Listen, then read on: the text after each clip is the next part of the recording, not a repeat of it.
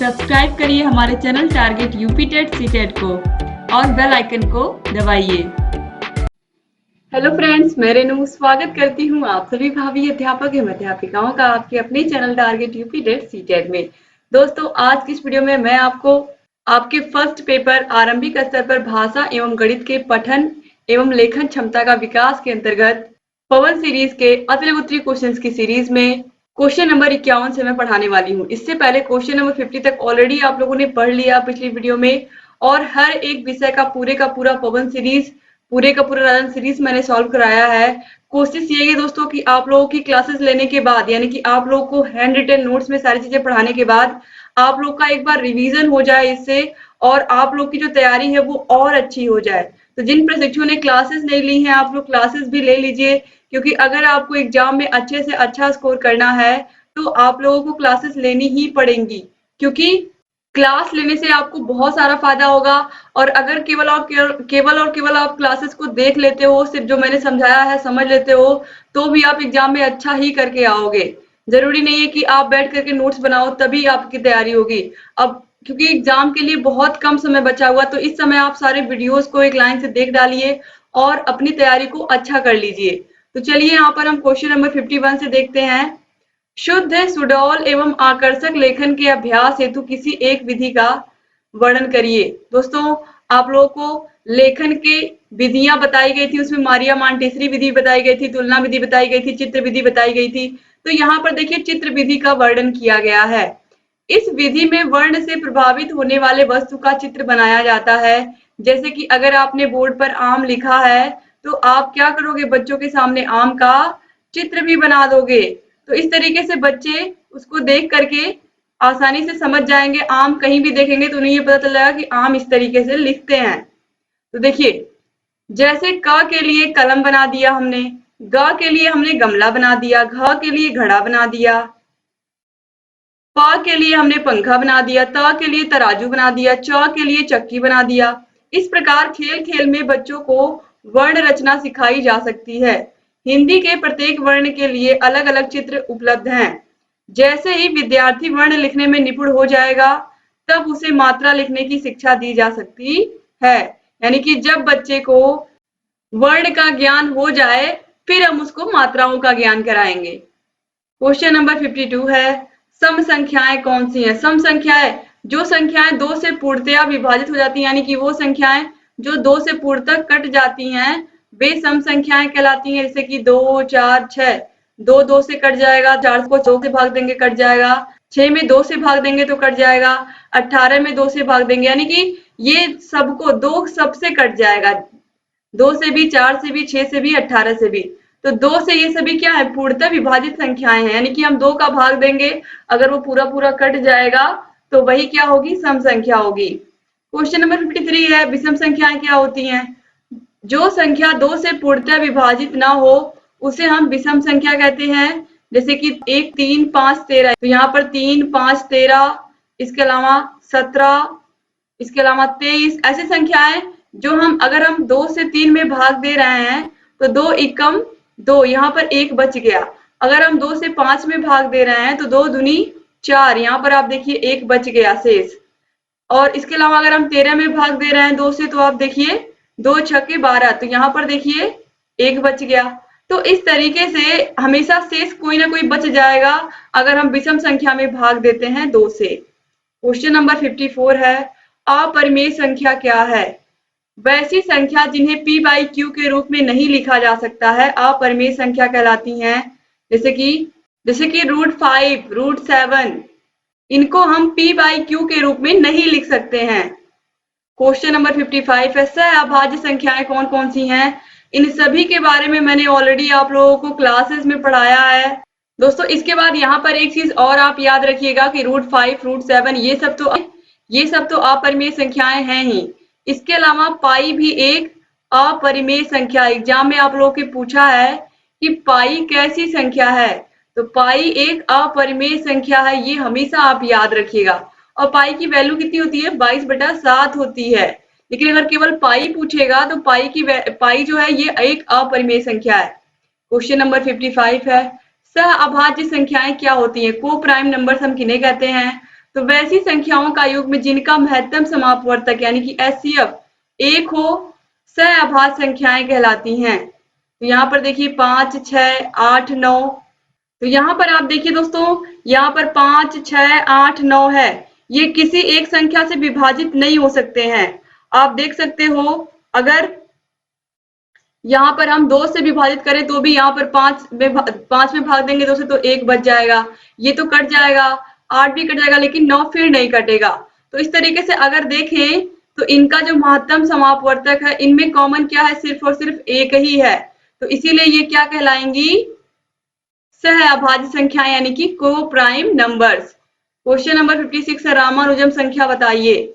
तो रामानुजम संख्या क्या है, देखिए वैसी लघुत्तम प्राकृत संख्या जिसे 2 अलग अलग घन संख्या के योग के रूप में लिखा जा सकता है, रामानुजम संख्या कहलाती है। जैसे कि 1729 जो संख्या है, इसे देखिए हम 10 के पावर 3 है। तो देखिए यहाँ पर 10 के घाते 3 और 9 के घाते 3, और यहाँ पर देखिए 12 के घाते 3 प्लस 1 के घाते 3। इसको हम कैसे लिख सकते हैं, देखिए जैसे 10 के घाते 3 का मतलब क्या होता है, 10 गुणे 10 गुणे 10।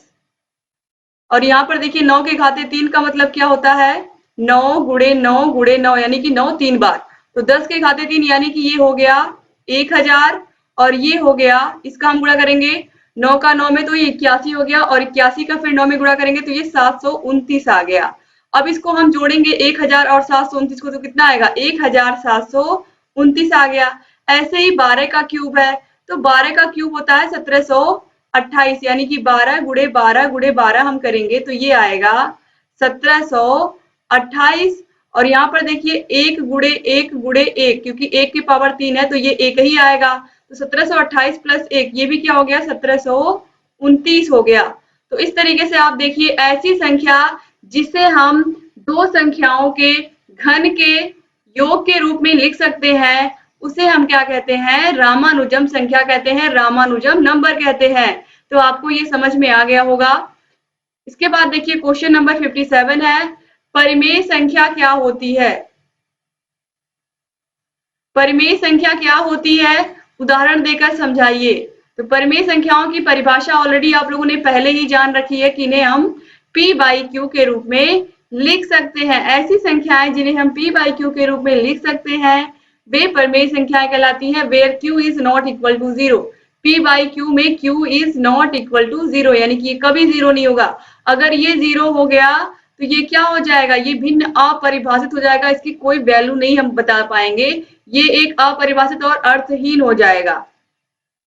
तो यहाँ पर आप देखिए जैसे कि 5/4 माइनस 1/6, 2 सही 1/4, 5, यहाँ पर 1 तो होगा ही, 2 है तो यहाँ पर भी 1/1 तो होगा ही।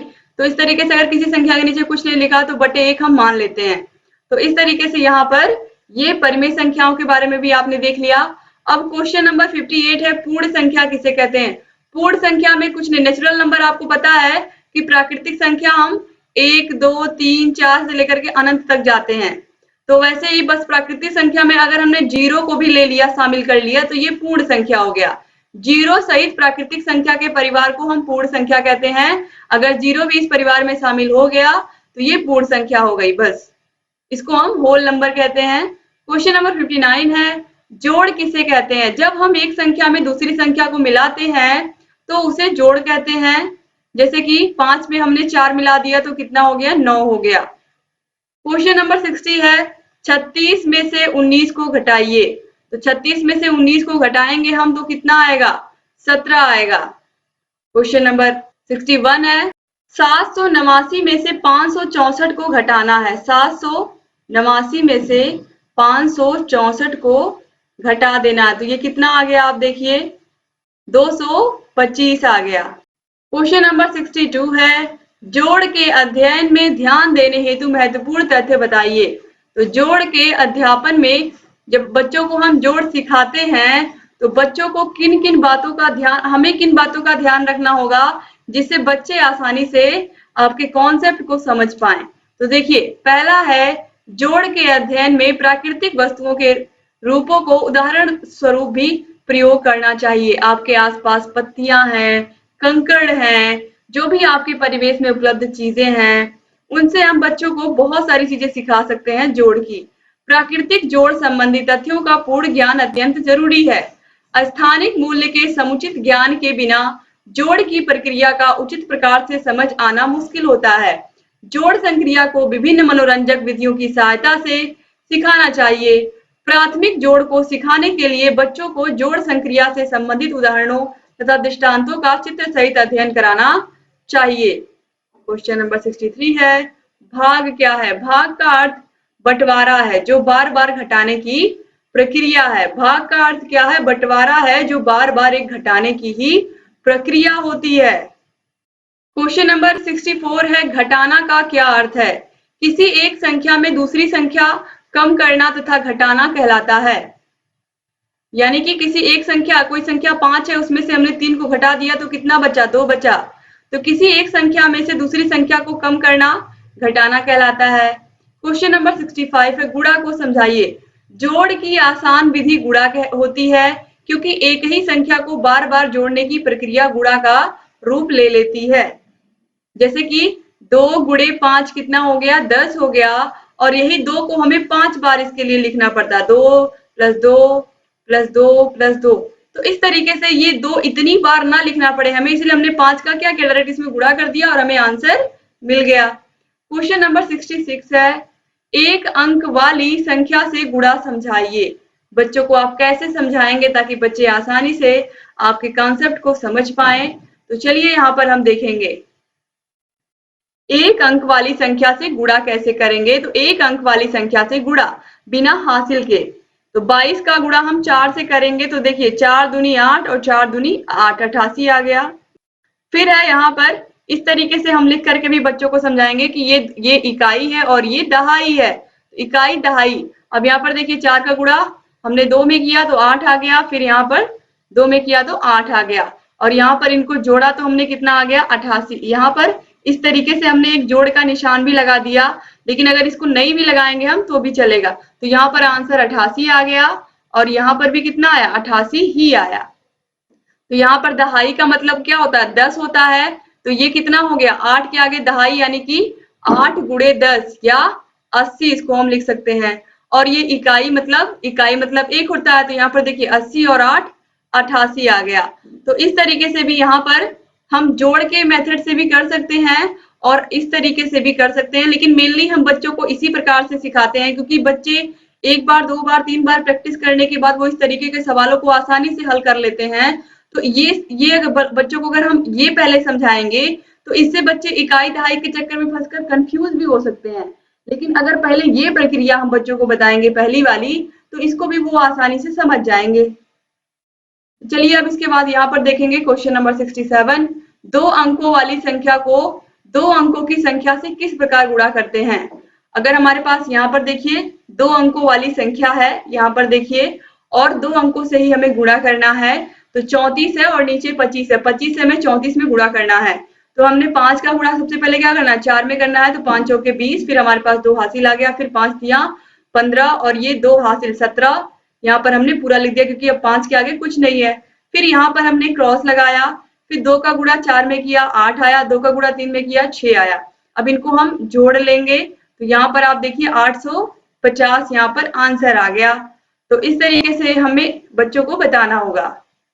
अब यहाँ पर हम आगे बढ़ेंगे। इसके बाद क्वेश्चन नंबर 68 है, 10 को क्या कहेंगे। तो संख्या 10 को हम 1 दहाई भी कहते हैं।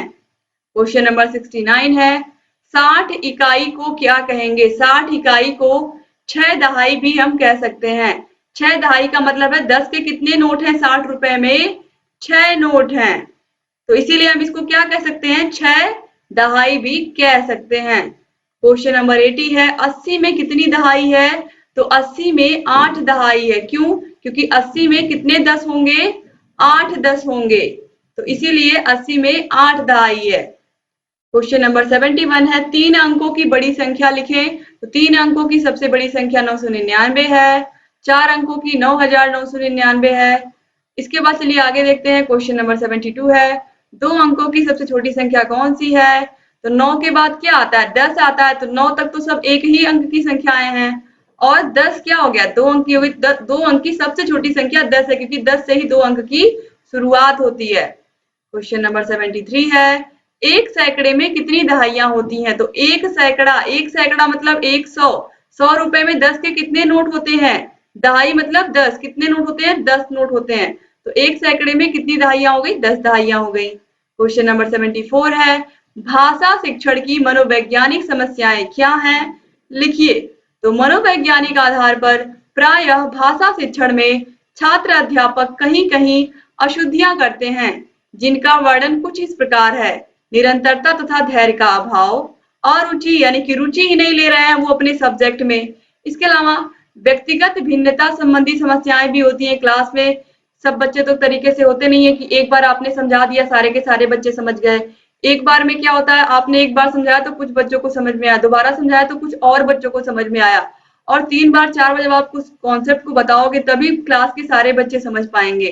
फिर है शिक्षक के द्वारा प्रेरित ना करना, ये भी एक कारण है या ये भी एक समस्या है। हीन भावना या संकोच बच्चों के अंदर होता है, इसलिए भी वो भाषा नहीं सीख पाते हैं। इसके बाद देखिए संप्रेषण की समस्या, यानी कि संप्रेषण की भी समस्या होती है। संप्रेषण का मतलब क्या होता है? विचारों का आदान प्रदान। और जब विचारों का आदान प्रदान नहीं होगा तो कोई भी चीज कोई सिखा रहा है और कोई सीख रहा है तो वो सीख ही नहीं पाएगा। क्वेश्चन नंबर 75 है, लेखन का अर्थ बताइए। तो मन के भावों एवं विचारों के लिपिबद्ध, हम क्या करते हैं, जो लेखन है इसके द्वारा हम मन के भावों और विचारों को लिपिबद्ध करते हैं। तो इस प्रकार की लिपिबद्ध की हुई जो अभिव्यक्ति होती है यही लेखन कहलाती है। 2016 में देखिए पूछा गया है। क्वेश्चन नंबर 76 है, उच्चारण की दृष्टि से व्यंजन की श्रेणियां कितनी हैं? तो उच्चारण की दृष्टि से व्यंजन की 3 श्रेणियां हैं, स्पर्श व्यंजन, अंतस्थ व्यंजन, उष्ण व्यंजन। स्पर्श व्यंजन टोटल 25 है, आपको पता है। अंतस्थ व्यंजन कौन कौन से हैं? या, रा, ला, वा। उष्ण व्यंजन श, श, श और हा, तीनों सा और हा। क्वेश्चन नंबर 77 है, अयोगवाह के 3 प्रकार कौन कौन से हैं? देखिए 2016 में पूछा गया है। तो अनुस्वार, अनुनासिक और विसर्ग, ये तीनों ही तीनों अयोगवाह हैं। क्वेश्चन नंबर 78 है, विकारी शब्द किन्हें कहते हैं? दोस्तों विकारी शब्द वे शब्द होते हैं, यहाँ पर आप देखिए जिन शब्दों के प्रयोग यानी कि लिंग, वचन व कारक के कारण, यानी कि जिन शब्दों के प्रयोग के अनुसार परिवर्तन आ जाता है, जिन शब्दों के प्रयोग के कारण परिवर्तन आ जाता है उन्हें हम विकारी शब्द कहते हैं। यानी कि इन शब्दों में लिंग, वचन व कारक का पूरा पूरा प्रभाव पड़ता है और ये उन्हीं के अनुसार चेंज हो जाते हैं। 2016 में भी पूछा गया है, 20 में भी पूछा गया है। क्वेश्चन नंबर 79 है, ह्रस्व के आधार पर हिंदी ध्वनियों के नाम कौन कौन से हैं? तो ह्रस्व स्वर यही 4 हैं, अ, ई, उ और री। क्वेश्चन नंबर 80 है, बलाघात क्या है? ध्वनि विज्ञान के आधार पर स्पष्ट करिए। तो बलाघात मूलतः शक्ति की वह मात्रा है जिसमें ध्वनि, अक्षर, शब्द या वाक्य का उच्चारण किया जाता है और शक्ति आधिक्य के कारण ही अपेक्षितया अधिक बलाघात युक्त ध्वनि, अक्षर या शब्द आदि आसपास की अन्य ध्वनियों आदि से अधिक मुखर एवं शक्तिशाली होते हैं। क्वेश्चन नंबर 81 है, जीवा के आधार पर हिंदी ध्वनियों का वर्गीकरण करके उनके नाम लिखिए। तो जीवा के आधार पर यहाँ आप देख सकते हो यही वर्गीकरण है। समृद्ध स्वर जो होते हैं यहाँ पर देखिए अ, ई, उ होते हैं। अर्ध विवृत ए, औ, आ होते हैं। विवृत में आ आता है और अर्ध समृद्ध में ए और ओ आते हैं। क्वेश्चन नंबर 82 हम देखेंगे, री स्वर का उच्चारण स्थान क्या है? तो री का उच्चारण स्थान मूर्धा है। याद रखिएगा री का उच्चारण स्थान मूर्धा। इसके अलावा मूर्धा में ट, ठ, ड, ढ भी आते हैं, ये भी आप लोग जानिए। इसके अलावा श भी आता है और र भी आता है, इनका उच्चारण स्थान भी मूर्धा ही होता है। यानी कि ट वर्ग, री, र और श, इनका उच्चारण स्थान क्या होता है? मूर्धा होता है। ऊष्म व्यंजन क्या है? लिखिए। जिन वर्णों के उच्चारण में वायु उच्चारण स्थान से छूकर सीटी की ध्वनि के समान बाहर निकलती है वे ऊष्म व्यंजन कहलाते हैं। या फिर ये कह सकते हैं कि इन व्यंजनों को जब हम बोलते हैं तो मुख से ऊष्मा निकलती है या सीटी की ध्वनि निकलती है। तो जैसे कि श, श, स और ह, यही तीनों स और ह। इसके बाद क्वेश्चन नंबर 84 है, अनुनासिक स्वर को परिभाषित करिए। तो अनुनासिक और अनुस्वार, अनुनासिक मतलब ये चंद्र बिंदु और अनुस्वार मतलब बिंदु। तो देखिए, जब स्वर केवल मुख से बोले जाते हैं तो उनका रूप साधारण होता है, परंतु स्वर जब नाक से बोले जाते हैं तो उनके ऊपर चंद्र बिंदु लगाया जाता है। ऐसे स्वर नाक से बोले जाने के कारण अनुनासिक कहलाते हैं, जैसे कि उंगली, आंधी आदि। क्वेश्चन नंबर 85 है, हलंत से क्या अभिप्राय है? हलंत से अभिप्राय आधा वर्ण या स्वर रहित वर्ण। जब किसी व्यंजन को स्वर रहित लिखना होता है तब हम हलंत का यूज करते हैं, जैसे कि का के नीचे ये आधा का हो गया, ख के नीचे ये आधा ख हो गया। क्वेश्चन नंबर 86 है, अंग्रेजी वर्णमाला में कितने वर्ण होते हैं? तो कितने होते हैं? 26। क्वेश्चन नंबर 87 है, च वर्ग की ध्वनियां कौन कौन सी हैं? तो च, छ, ज, झ, इया। 2016 में देखिए कितना सिंपल सा क्वेश्चन पूछा है। क्वेश्चन नंबर 88 है, गुणा में कौन सी संक्रियाएं होती हैं? तो गुणा में गुणनफल आता है, गुणज होता है और गुणक होता है। क्वेश्चन नंबर 89 है, सस्वर पठन से आप क्या समझते हैं? सस्वर पठन का मतलब क्या होता है? देखिए, स्वर सहित वाचन सस्वर वाचन कहलाता है। सस्वर मतलब स्वर के साथ, यानी कि बोल बोल कर पढ़ना। देखिए, अर्थात लिखी हुई विषय वस्तु को देखकर सस्वर पढ़ना सस्वर पठन है, यानी कि कोई भी चीज लिखी हुई है उसको आप बोल बोल करके पढ़ रहे हो तो वह सस्वर पठन हो गया। अब देखिए, सस्वर वाचन के दो भेद होते हैं, आदर्श वाचन और अनुकरण वाचन, ये भी याद रखिएगा। तो आदर्श वाचन क्या होता है? जो वाचन शिक्षक करता है, यानी कि जो वाचन शिक्षक पढ़ते हैं या जो भी कहानी, जो भी कविता शिक्षक पढ़ते हैं वह आदर्श वाचन होता है। और अनुकरण वाचन छात्रों द्वारा किया जाता है, जो छात्र अध्यापक के अनुसार करते हैं। ये क्या होता है? अनुसरण वाचन होता है, ये बच्चे करते हैं। क्वेश्चन नंबर 90 है, भाषा शिक्षण में उचित आरोह अवरोह की कठिनाई उत्पन्न होने के दो प्रमुख कारण लिखिए। तो देखिए, पहला है भाव को समझकर न पढ़ना, दूसरा है धारा प्रवाह का अभाव, तीसरा है मूल भाव के विपरीत पठन और चौथा है शीघ्रता से पठन। मतलब कोई कहानी है, पढ़ते जा रहे हैं, ना तो सही से उसका अर्थ हम समझ रहे हैं, ना तो कहाँ पर ठहरना है, कहाँ बच्चों को समझाना है, ये ध्यान नहीं दे रहे हैं। तो ये भी बहुत जरूरी होता है कि हम किसी भी भाषा को बच्चों को पढ़ा रहे हैं तो हम किस तरीके से पढ़ा रहे हैं, ये बहुत मैटर करता है। इसके बाद क्वेश्चन नंबर 91 है, पढ़ते समय ध्यान रखने योग्य दो बातें बताइए। जब हम पढ़ते हैं तो हमें कौन कौन सी बातें ध्यान रखनी होती हैं? देखिए, पढ़ते समय प्रभावोत्पादक शब्दों पर विशेष बल देकर बोलना चाहिए ताकि श्रोता उसके पठन की ओर आकर्षित हो सके। दूसरा है, प्रत्येक शब्द पर बल देना जरूरी है, ऐसा करने पर पठन पूर्णतया सफल होगा। जहां रुकने की आवश्यकता हो वहां अवश्य रुकना चाहिए तथा शब्दों को अलग अलग करके उचित बल तथा विराम के साथ पढ़ना चाहिए। क्वेश्चन नंबर 3 है, पठन करते समय शब्दों का शुद्ध उच्चारण करना चाहिए तथा स्वर, गति, लय तथा प्रवाह का पूरा ध्यान रखना चाहिए। क्वेश्चन नंबर 92 है, असुंदर या खराब लेखन के कोई दो कारण बताइए। तो लिखते समय बालक के बैठने का ढंग उचित न होना, लिखने की कॉपी और आंखों के बीच की दूरी उचित न होना, कलम पकड़ने का सही ढंग न आना, विराम चिन्हों का उचित प्रयोग न किया हो। तो ये सभी क्या है? असुंदर या खराब लेखन के कारण है। बच्चे को विराम चिन्हों का ज्ञान ही नहीं है, बच्चे को कलम ही पकड़ने नहीं आ रही है, तो कैसे सुंदर लिख पाएगा वो? इसके बाद देखिए, क्वेश्चन नंबर 93 है, पठन कितने प्रकार का होता है? तो देखिए, पठन के प्रकारों में मुद्रा भाव पठन, दृश्य पठन, अभिनय पठन, चित्र पठन, इसके अलावा अक्षर पठन, मौन पठन, शास्वर पठन, ये सभी आते हैं। क्वेश्चन नंबर 94 है, शब्द किसे कहते हैं? तो शब्द की परिभाषा इस प्रकार है, निश्चित अर्थ को अभिव्यक्त करने वाले वर्णों के समूह को शब्द कहते हैं। या फिर हम इस तरीके से भी कह सकते हैं कि वर्णों के सार्थक समूह को हम क्या कहते हैं? शब्द कहते हैं। क्वेश्चन नंबर 95 है, श्रुत लेख किसे कहते हैं?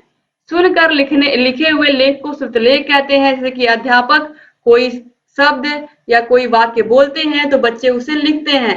इससे क्या होता है? शीघ्रता, सुंदरता और शुद्धता के साथ लिखा लेख ही वास्तव में श्रुतलेख होता है। क्वेश्चन नंबर 96 है, स्पर्श व्यंजन का क्या आशय होता है? तो जिन व्यंजनों के उच्चारण में मुख द्वार को बंद करके इस प्रकार बोलते हैं कि हवा उच्चारण स्थानों को स्पर्श मात्र करती है, वह स्पर्श व्यंजन कहलाते हैं। क, ख, ग, घ, ट, ठ, ड, ढ, त, थ, द, ध, इसके अलावा प, फ, ब, भ, ये सभी क्या हैं? स्पर्श व्यंजन हैं। तो इनके उच्चारण में क्या होता है? मुख द्वार को बंद करके हम इस प्रकार बोलते हैं कि हवा उच्चारण स्थानों को स्पर्श करती है। क्वेश्चन नंबर 97 है, संकर शब्दों को उदाहरण सहित बताइए। तो ये शब्द क्या होते हैं? देखिए, ये शब्द दो भाषाओं के शब्दों से मिलकर के बने होते हैं और इन्हें हम क्या कहते हैं? संकर शब्द कहते हैं। जैसे कि रेल और गाड़ी, रेलगाड़ी, नेक और चलन, नेक चलन, वर्ष और गांठ, वर्ष गांठ। क्वेश्चन नंबर 98 है, विलोम शब्द किसे कहते हैं? जो शब्द परस्पर विपरीत अर्थ प्रकट करते हैं उन्हें हम विलोम शब्द कहते हैं। जैसे कि धनी का निर्धन, आकाश का प्रकाश का अंधकार, इसके अलावा ऊपर नीचे, दाएं बाएं, दिन रात, ये सब क्या है? विलोम शब्द है। क्वेश्चन नंबर 99 है, शून्य को किसी संख्या से भाग देने पर भागफल क्या आता है? शून्य को किसी संख्या से भाग देने पर, दोस्तों जब हम शून्य को किसी संख्या से भाग दे रहे हैं, यानी कि अगर हम किसी संख्या से 4 से भाग दे रहे हैं जीरो में, तो यहाँ पर क्या किया है? यहाँ पर क्वेश्चन तो सही पूछा लेकिन आंसर उल्टा दे दिया है। शून्य को किसी संख्या से भाग देने पर, किसी संख्या में भाग देने पर नहीं लिखा है, किसी संख्या से भाग देने पर, शून्य में हम किसी संख्या से भाग देंगे तो वो उसका भागफल 0 आएगा। अगर हम शून्य से भाग दे रहे हैं किसी संख्या में, तब इसका कोई अर्थ नहीं है। बस आप इतना जानिए, तब इसका कोई भी अर्थ नहीं है, ये अपरिभाषित। अगर हम 0 से किसी संख्या में भाग दे रहे हैं और अगर हम इस तरीके से 4 से हम 0 में भाग दे रहे हैं तो इसका भागफल हमें 0 मिलेगा, ठीक है। लेकिन अगर हम ये सोच रहे हैं कि हम 0 से किसी संख्या में भाग दे रहे हैं, 4 में दे रहे हैं, 0 से 6 में दे रहे हैं, तो ये अपरिभाषित है, इसकी कोई परिभाषा ही नहीं अभी तक बनाई गई है। तो यहाँ पर आप देखिए, गणित में जब शून्य को किसी संख्या से भाग करते हैं तो यहाँ पर आप देखिए उल्टा लिखा हुआ है, इसीलिए आप लोग जो मैं यहाँ पर समझा रही हूँ उसको समझ लीजिए कि अगर हम शून्य से किसी संख्या में भाग दे रहे हैं तो ये अर्थहीन है, ये अपरिभाषित है। और अगर हम किसी संख्या से 0 में भाग दे रहे हैं तो ये क्या है? ये इसका जो भागफल आएगा वो 0 आएगा, ठीक है। अब चलिए इसके बाद आगे देखते हैं, क्वेश्चन नंबर 100 देखते हैं। वास्तविक मान किसे कहते हैं? किसी अंक का वह मान जो कभी नहीं बदलता है उसे वास्तविक मान कहते हैं। जैसे कि 235 में 235 है तो इसमें 2 का स्थानीय मान कितना है? 235 में ये आप देखिए 2 के आगे 2 अंक है तो गुणे, यहाँ पर देखिए 100, तो ये कितना आ गया? 200 आ गया। और 2 का वास्तविक मान या इसका वास्तविक मान या अंकीय मान या अंकित मान हमेशा 2 ही होगा। तो इस तरीके से दोस्तों यहाँ पर आप लोगों ने टोटल 100 क्वेश्चन पढ़ लिया। उम्मीद करती हूँ कि ये वीडियो आपको समझ में आई होगी। और आप लोगों ने अगर अभी तक आपने चैनल को सब्सक्राइब नहीं किया तो प्लीज सब्सक्राइब कर दीजिए, बगल में घंटी का निशान होगा उसको भी प्रेस कर दीजिए ताकि जो भी नई वीडियोस हम बनाते हैं उसका नोटिफिकेशन आप लोग के पास समय से जाए और आप बिना मिस किए हमारे सारे वीडियोस को ऐसे ही देखते रहें। दोस्तों अगर वीडियो को लाइक नहीं किया तो प्लीज लाइक कर दीजिए, अपने अच्छे अच्छे प्यारे प्यारे कमेंट जरूर छोड़ के जाइएगा। उम्मीद करती हूँ कि ये वीडियो आपको पसंद आई होगी और आप लोग इस वीडियो को अपने कॉलेज फ्रेंड्स को भी व्हाट्सएप ग्रुप में भी जरूर शेयर करेंगे। तो ऐसे ही चैनल से बने रहिए, सारे वीडियोस को देखते रहिए, जहां कहीं कोई भी समस्या आती है आप हमसे बताते चलिए। तो उम्मीद करती हूँ कि आप ऐसे चैनल से बने रहेंगे। 8 के 8 विषयों की लिंक आपको डिस्क्रिप्शन बॉक्स, कमेंट बॉक्स में मिल जाएगी। सभी के आप पढ़ लीजिए, सभी के वीडियोस देख लीजिए, सभी विषयों के राजन सीरीज, पवन सीरीज के क्वेश्चंस को सॉल्व कर लीजिए, जिससे आप लोग की तैयारी अच्छी हो जाए और आप लोग के अंदर बिल्कुल कॉन्फिडेंस आ जाए कि एग्जाम में आप बहुत अच्छा स्कोर कर सकते हैं। और बहुत कम समय में अगर आपको तैयारी करनी है, आपके पास समय नहीं बचा है और आप सोच रहे हो कम से कम समय में हम अच्छे से अच्छा स्कोर करें, तो इसके लिए आप target UP TET CTET app को डाउनलोड कर लीजिए। ऐप की लिंक आपको डिस्क्रिप्शन बॉक्स और कमेंट बॉक्स में मिलेगी। ऐप को डाउनलोड करने के बाद वहां पर आपको सारी वीडियोस मिलेंगी, हर एक सब्जेक्ट की चैप्टर वाइज टेस्ट। इसके अलावा सभी वीडियोस में कोई ऐड या कोई प्रचार नहीं आएगा। आपको पवन सीरीज, राजन सीरीज की भी पूरी पीडीएफ हम देंगे, तो अलग से आपको खरीदने की जरूरत नहीं पड़ेगी। बहुत ही आसानी से आप सारे सब्जेक्ट की तैयारी कर सकते हैं और जहां कहीं कोई भी समस्या आ रही है हमसे बताते रहिए दोस्तों। तो उम्मीद करती हूँ कि आप ऐसे चैनल से बने रहेंगे, सारे वीडियोस को देखते रहेंगे, जहां कहीं कोई भी समस्या आएगी हमसे बताते रहेंगे। दोस्तों मिलते हैं नेक्स्ट वीडियो में, तब तक अपना ख्याल रखिएगा, आप लोग अपनी फैमिली का भी ख्याल रखिएगा और चैनल से बने रहिएगा। जय हिंद दोस्तों।